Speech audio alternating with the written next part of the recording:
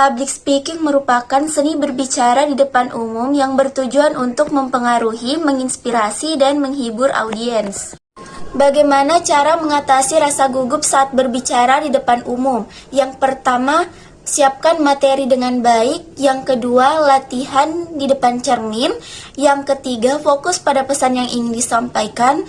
Kemudian latihan pernafasan. Apa saja elemen penting yang harus diperhatikan saat mempersiapkan presentasi atau pidato? Yang pertama yaitu tujuan, struktur, audiens, konten, visual aids, dan latihan. Bagaimana cara menyusun struktur pidato dengan baik dan mudah dipahami? Yang pertama, pembuka, menyapa audiens. Yang kemudian isi, sampaikan 2-3 poin utama yang jelas. Kemudian 3, berikan pertanyaan lalu ucapkan terima kasih. Apa saja teknik pembukaan pidato yang efektif untuk menarik perhatian audiens? Yang pertama, memberikan pertanyaan yang dapat menggugah pikiran audiens. Kemudian memberikan inspirasi untuk mengatur suasana, menceritakan pengalaman pribadi yang relevan dengan tema. Kemudian memberikan satu fakta yang menarik untuk mengejutkan audiens. Kemudian menggunakan gambar atau objek yang dapat menarik perhatian audiens. Bagaimana cara menjaga komunikasi nonverbal seperti kontak mata, ekspresi wajah, dan bahasa tubuh saat berbicara? Yang pertama yaitu kontak mata, melihat audiens secara bergantian untuk membangun koneksi dan menunjukkan kepercayaan diri. Dan untuk ekspresi wajah yaitu gunakan ekspresi wajah yang sesuai dengan isi pidato. Kemudian gunakan senyuman dan ekspresi yang menggambarkan emosi yang sesuai.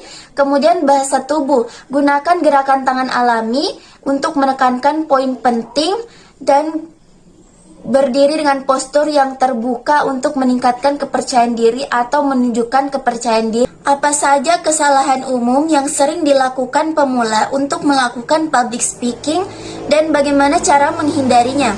Yang pertama, kurangnya persiapan, kemudian berbicara terlalu cepat, menggunakan bahasa yang sulit, mengabaikan audiens, dan mengabaikan komunikasi nonverbal.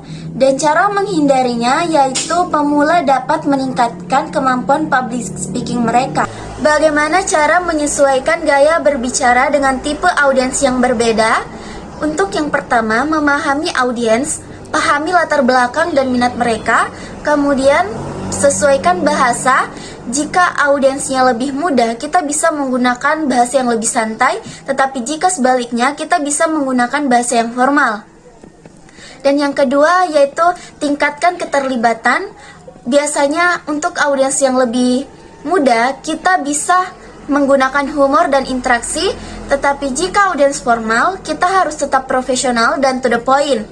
Dan gaya penyampaian, biasanya untuk audiens yang lebih santai, mereka bisa menerima gaya berbicara kita yang lebih santai juga. Dan jika sementara audiensnya formal, biasanya memerlukan pendekatan yang serius.